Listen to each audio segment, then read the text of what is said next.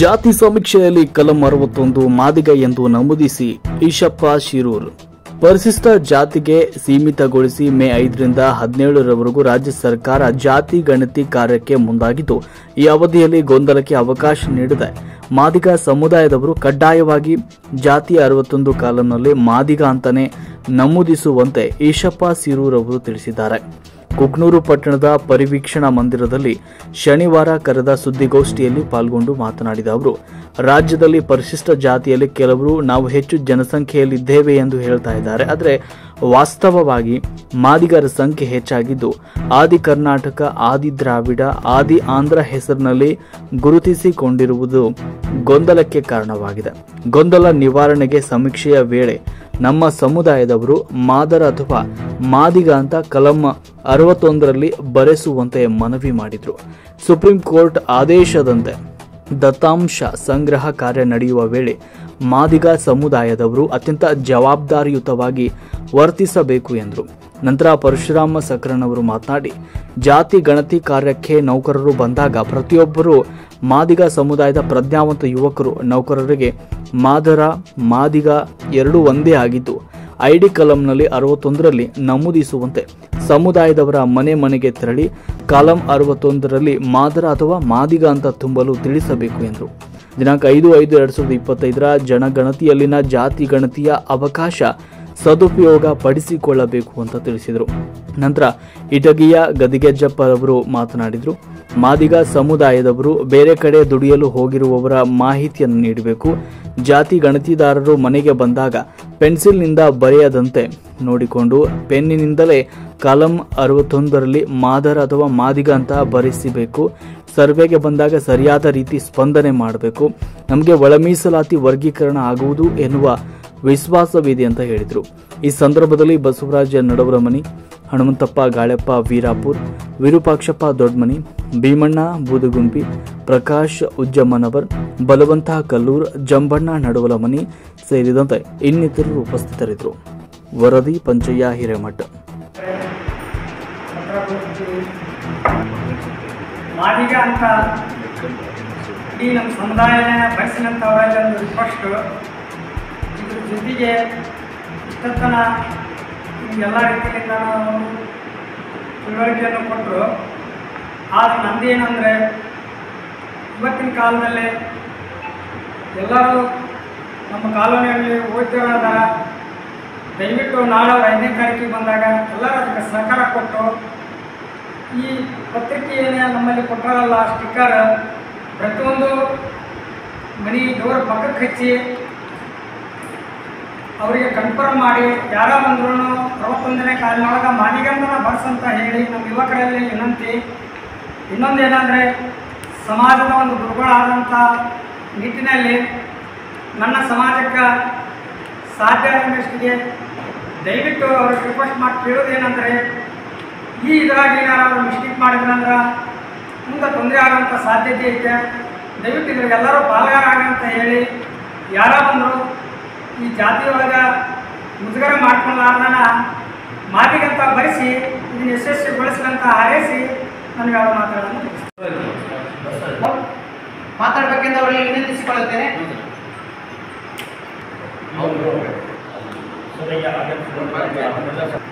ಪತ್ರಿಕಾ ಮಾಧ್ಯಮದ ಹಾಗೂ ಮೀಡಿಯಾ ಹಾಗೂ ಎಲ್ಲ ನನ್ನ ಸಹಪಾಠಿಗಳೇ, ಈ ಒಂದು ಇಲ್ಲಿ ಪತ್ರಿಕಾಗೋಷ್ಠಿ ಮಾಡುವ ಉದ್ದೇಶ ಏನಪ್ಪ ಅಂತಂದ್ರೆ, ಸುಪ್ರೀಂ ಕೋರ್ಟ್ ಪ್ರಕಾರ ಕರ್ನಾಟಕ ರಾಜ್ಯದಲ್ಲಿ ಆಯಾ ರಾಜ್ಯಕ್ಕೆ ಅನುಗುಣವಾಗಿ ಜಾತಿಯ ಜನಸಂಖ್ಯೆಗೆ ಅನುಗುಣವಾಗಿ ಅವರದೇ ಒಂದು ಅಧಿಕಾರವನ್ನು ಮೀಸಲಾತಿ ಪಡೆಯಲಿಕ್ಕೆ ಅವರಿಗೆ ಐದು ಮೊನ್ನೆ 2024 ಆಗಸ್ಟ್ 1ನೇ ತಾರೀಕಿನಿಂದ ಸುಪ್ರೀಂ ಕೋರ್ಟ್ ಒಂದು ಆದೇಶ ಮಾಡಿದೆ. ಆ ಆದೇಶದ ಅನ್ವಯ ಈ ನಮ್ಮ ರಾಜ್ಯದಲ್ಲಿ ಸುಮಾರು ಹಲವು ತಿಂಗಳಿಂದ ನಾವು ಹೋರಾಟ ಮಾಡ್ತಾ ಬಂದಿದ್ದೇವೆ. ಆದರೂ ಒಂದು ಯಾವುದೇ ನಮ್ಗೆ ಸರಿಯಾದ ಇದು ಸಿಕ್ಕಿಲ್ಲ. ಆದರೆ ಇತ್ತೀಚೆಗೆ ಮೊನ್ನೆ ನಿವೃತ್ತ ನ್ಯಾಯಮೂರ್ತಿ ಆದಂಥ HN ನಾಗಮೋಹನ್ ಅವರ ಒಂದು ಏಕಸದಸ್ಯ ಪೀಠದ ಅನ್ವಯ ನಮ್ಮ ಕರ್ನಾಟಕ ಸರ್ಕಾರ ಒಂದು ಏಕಸದಸ್ಯ ರಚನೆ ಮಾಡಿದ ಮೇಲೆ ನಮ್ಮ ಒಂದು ಜಾತಿಗೆ ಅನುಗುಣವಾಗಿ ಈ ಒಂದು ಸಮೀಕ್ಷೆ ಮಾಡುವಂಥ ಉದ್ದೇಶ ಇಟ್ಕೊಂಡು ಇದೇ ತಿಂಗಳ ಮೇ 5ನೇ ತಾರೀಕಿನಿಂದ 17ನೇ ತಾರೀಕಿಗೆ ಒಂದು ಮೀಸಲಾತಿ ಒಂದು ಏನಂದ್ರೆ ಜಾತಿಯ ಸಮೀಕ್ಷೆ ಮಾಡಲಿಕ್ಕೆ ಸರ್ಕಾರ ಪ್ರಾರಂಭ ಮಾಡಿದೆ. ಅದೇ ರೀತಿ ಈ ಸಭೆಯ ಉದ್ದೇಶ ಏನಪ್ಪ ಅಂತಂದ್ರೆ ಇಡೀ ರಾಜ್ಯದಲ್ಲಿ ಪ್ರತಿಯೊಂದು ಜಿಲ್ಲೆಯಲ್ಲಿ ಈ ಮೇ 5ನೇ ತಾರೀಕಿನಿಂದ 17ನೇ ತಾರೀಕಿನಿಂದ ಪ್ರತಿಯೊಂದು ಜಾತಿಯನ್ನು ಸಮೀಕ್ಷೆ ಮಾಡೋ ಉದ್ದೇಶ ಇದೆ. ಆದರೆ ಈ ಒಂದು ಜಾತಿಯ ಸಮೀಕ್ಷೆಯ ಉದ್ದೇಶ ಏನಪ್ಪ ಅಂತಂದ್ರೆ ಪ್ರತಿಯೊಂದು ಜಾತಿಯಲ್ಲಿ ಎಷ್ಟೆಷ್ಟು ಜನಸಂಖ್ಯೆ ಇದೆ ಅನ್ನೋ ಒಂದು ಉದ್ದೇಶ ಇಟ್ಕೊಂಡು ಈ ಜಾತಿ ಸಮೀಕ್ಷೆ ಮಾಡ್ತಾ ಇದೆ. ಆದರೆ ಈ ನಮ್ಮ ಮಾದಿಗ ಸಮುದಾಯದ ಇಲ್ಲಿವರೆಗೆ ನಾವು ಸುಮಾರು 30 ವರ್ಷಗಳ ಒಂದು ಹೋರಾಟ ಮಾಡ್ಕೊಂಡು ಬಂದರೂ ನಮ್ದು ಯಾವುದೇ ಒಂದು ಅದರಿಂದ ಫಲಶ್ರುತಿ ಸಿಕ್ಕಿಲ್ಲ.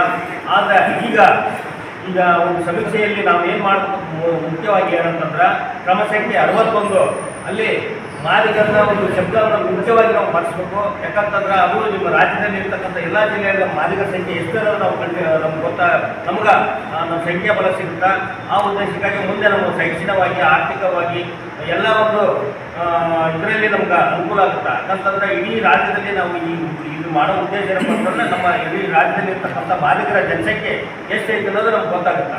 ಆ ಉದ್ದೇಶ ಇಟ್ಕೊಂಡು ಈ ಒಂದು ಸಮೀಕ್ಷೆ ಮಾಡ್ತಾ ಇದೆ. ಅದಕ್ಕೆ ಎಲ್ಲರೂ ನಾವು ಈ ಒಂದು ಯಲಬುರ್ಗಾ, ಕುಗ್ನೂರು ಇಡೀ ಜಿಲ್ಲಾದ್ಯಂತ ಈ ಒಂದು ಮಾದಿಗ ಕ್ರಮ ಸಂಖ್ಯೆ 61ರಲ್ಲಿ ಅನ್ನುವಂಥ ಈ ಒಂದು ಸ್ಟಿಕ್ಕರ್ ಅಳವಡಿಸಿ ಎಲ್ಲರೂ ಇದನ್ನು ನಾವು ಮನೆಗೆ ನಮ್ಮ ಒಂದು ಸಹಪಾಠಿಗಳ ಜೊತೆ ಸೇರಿ ನಾವೆಲ್ಲ ಪ್ರತಿಯೊಂದು ಗ್ರಾಮ ಪಂಚಾಯತಿ ಇರ್ಬೋದು, ಗ್ರಾಮದಲ್ಲಿ ಇರ್ಬೋದು, ಎಲ್ಲ ಪ್ರತಿಯೊಬ್ಬರೂ ಇದನ್ನು ನಮ್ಮ ಮನೆಗೆ ಹೋಗಿ ನಮ್ಮವ್ರನ್ನ ಅಲ್ಲಿ ಸ್ಥಳೀಯವಾಗಿ ಇವ್ರನ್ನ ಕರ್ಕೊಂಡು ಈ ಸಮೀಕ್ಷೆ ಪಡ್ತಕ್ಕಂಥ ಅಧಿಕಾರಿಗಳ ಜೊತೆಗೆ ನಾವು ಸೇರಿಕೊಂಡು ಅವ್ರಿಗೆ ಸಹಕಾರ ತಗೊಂಡು ನಾವು ಈ ಕೆಲಸ ಮಾಡೋಕ್ಕೆ ನಾವು ಹೆಚ್ಚಿನ ಒತ್ತು ಕೊಡಬೇಕನ್ನೋದು ಈ ಸಂದರ್ಭದಲ್ಲಿ ನಾನು ಪತ್ರಿಕೆ ಮುಖಾಂತರ ನಮ್ಮ ವಿಷಯ ತಿಳಿಸ್ತೀನಿ. ಬಗ್ಗೆ ನಾವು ಯಾವ ಥರ ಕ್ರಮ ಸಂಖ್ಯೆ ಭರಿಸಬೇಕು, ಯಾವುದ್ರ ಬಗ್ಗೆ ನಾವು ಏನಾದರೂ ಹೇಗೆ ಭರಿಸಬೇಕು, ಕಡ್ಡಾಯವಾಗಿ ಮಾದಿಗಂತಾನೆ ಭರಿಸ್ಬೇಕಂತಂದು ನಮ್ಮ ಅನಿಸಿಕೆಯನ್ನು ಹಂಚಿಕೊಂಡಿರ್ತಕ್ಕಂಥ ಬಸವರಾಜ ನಡಲಮನಿಗರು ಕೂಡ ಧನ್ಯವಾದಗಳು ತಿಳಿಸುತ್ತಾ, ಈಗ ಮುಂದಿನದಾಗಿ ಶಿವಣ್ಣ ಸಿರೂರ್ ಅವರು ಕೂಡ ಈ ಕಾರ್ಯಕ್ರಮವನ್ನು ಉದ್ದೇಶಿಸಿ ಮಾತಾಡಬೇಕೆಂದು ಅವರಲ್ಲಿ ವಿನಂತಿಸಿದರು.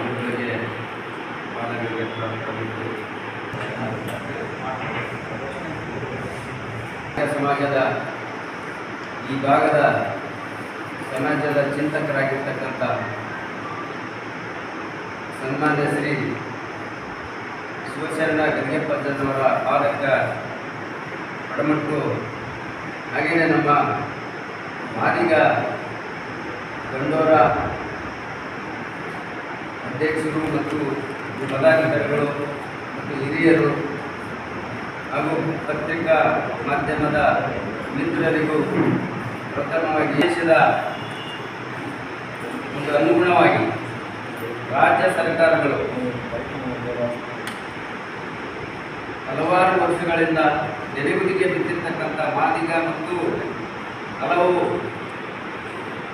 ವಲಯ, ಕೊರ್ಚ, ಭಟ್ಟರು, ಲಂಬಾಣಿ ಎಲ್ಲ ಸಮಬಾಳು ಸಮಪಾಲು ಕೊಡ್ತಕ್ಕಂಥ ಒಂದು ವಿಚಾರವಾಗಿ ಇಟ್ಟುಕೊಂಡು 30 ವರ್ಷಗಳ ಹೋರಾಟ ಇವತ್ತು ಕೊನೆಯ ಘಟ್ಟ ಅಂತಕ್ಕಂಥ ಒಂದು ವಿಚಾರವಾಗಿ ಹಲವು ರಾಜ್ಯ ಸರ್ಕಾರಗಳು ಆಶ್ವಾಸನೆ ಕೊಡ್ತಾ ಇವತ್ತು ನಮ್ಗೆ ಏನಾದರೂ ನ್ಯಾಯ ಸಿಗುತ್ತೆ ಅಂತಕ್ಕಂಥ ಒಂದು ವಿಶ್ವಾಸ ಇಟ್ಕೊಂಡು ದಿಟ್ಟವಾದ ನಿರ್ಧಾರ ಒಂದು ನಿಮ್ಮ ಸರ್ಕಾರ ಸಿದ್ದರಾಮಯ್ಯವರು ದಿಟ್ಟ ನಿರ್ಧಾರವನ್ನು ತಗೊಂಡು ಇಲ್ಲ ನಾವು ಮಾದಿಗರಿಗೆ ಹೊಟ್ಟೆ ಕೊಡ್ತೀವಿ ಕೊಡಬೇಕಾಗಿರ್ತಕ್ಕಂಥ ಒಂದು ವಿಚಾರವಾಗಿಟ್ಕೊಂಡು ಮಧ್ಯಂತರ ವರದಿನೂ ಆಗಲಿ, ಆಮೇಲೆ ಏಕ ಸದಸ್ಯ ಪೀಠ ಸನ್ಮಾನ್ಯ ಶ್ರೀ ನಿವೃತ್ತ ನ್ಯಾಯಮೂರ್ತಿ ನಾಗಮನ್ ದಾಸ್ ಅವರ ಒಂದು ನೇತೃತ್ವದಲ್ಲಿ ನಮ್ಮ ಪರಿಶಿಷ್ಟ ಜಾತಿಯ ಒಳ ಮೀಸಲಾತಿ ವಿಚಾರವಾಗಿಟ್ಟುಕೊಂಡು ಅವರ ಒಂದು ಆದೇಶದ ಮೇರೆಗೆ ಎಲ್ಲ ನಮ್ಮ ಒಳ ಮೀಸಲಾತಿ ನಮ್ಮ ಅಣ್ಣ ತಮ್ಮಂದಿರಿಗೂ ಸರಿಯಾದ ಪಾಲು ಅಂತ ನಮಗೂ ಪಾಲು, ಎಲ್ಲರಿಗೆ ಸರಿಯಾದ ಪಾಲು ಕೊಟ್ಟು ಸಮಾನ ಬಾಳ, ಆಮೇಲೆ ಉದ್ಯೋಗ ಮತ್ತು ಶಿಕ್ಷಣದ ಒಂದು ಅತಿ ಕಟ್ಟಕಡೆಯ ಹಿಂದುಳಿದ ಸಮಾಜ ಆಗಿರೋದ್ರಿಂದ ನಮಗೆ ನ್ಯಾಯ ಕೊಡ್ರಿ ಅಂತಕ್ಕಂಥ ಭಾಳ ಒಂದು 30 ವರ್ಷಗಳ ಕಾಲ ಗತಿಸಿದ್ರು. ಇವತ್ತು ಅದಕ್ಕೇನೋ ಕಾಲ ಕೂಡಿ ಬಂದಿರ್ತಕ್ಕಂಥ ಮಾತನ್ನು ಹೇಳಿ ಇವತ್ತು ದಿವಸ ಇದೇ ಬರುವ 5ನೇ ತಾರೀಕು ಮೇ 5ರಿಂದ 17ವರೆಗೆ ಅಂದರೆ ಮಾದಿಗರ ಜನಸಂಖ್ಯೆ ಮತ್ತು ಇನ್ನುಳಿದ ನಮ್ಮ ಸಹಪಾಠಿಗಳು ಅಣ್ಣ ತಮ್ಮಂದಿರ ಜನಸಂಖ್ಯೆ ಏನು ಒಂದು ಯಾರ್ಯಾರಿಗೆ ಎಷ್ಟೆಷ್ಟು ಕೊಡಬೇಕಾಗತ್ತ ಮೀಸಲಾತಿ ಅವರಿಗೆ ಅಂತಕ್ಕಂಥ ವಿಚಾರವಾಗಿ ಇಟ್ಕೊಂಡು ನಾಳೆ ಸರ್ಕಾರ ಮತ್ತು ನಾಗಮೋಹನ್ ದಾಸ್ ಅವರ ಒಂದು ಆದೇಶದ ಮೇರೆಗೆ ನಮ್ಮ ಮಾದಿಗರ ಜನಸಂಖ್ಯೆಗೆ ಎಷ್ಟು ಜನ ಅದರಂಥ ಒಂದು ಸಮೀಕ್ಷೆ ಮಾಡೋದರ ಮುಖಾಂತರ ನಾವು ನಮ್ಮ ಸಮಾಜದ ಮತ್ತು ನಮ್ಮ ಕೇರಿಗಳಿಗೆ ಮತ್ತು ನಮ್ಮೆಲ್ಲ ಹಿರಿಯರಿಗೆ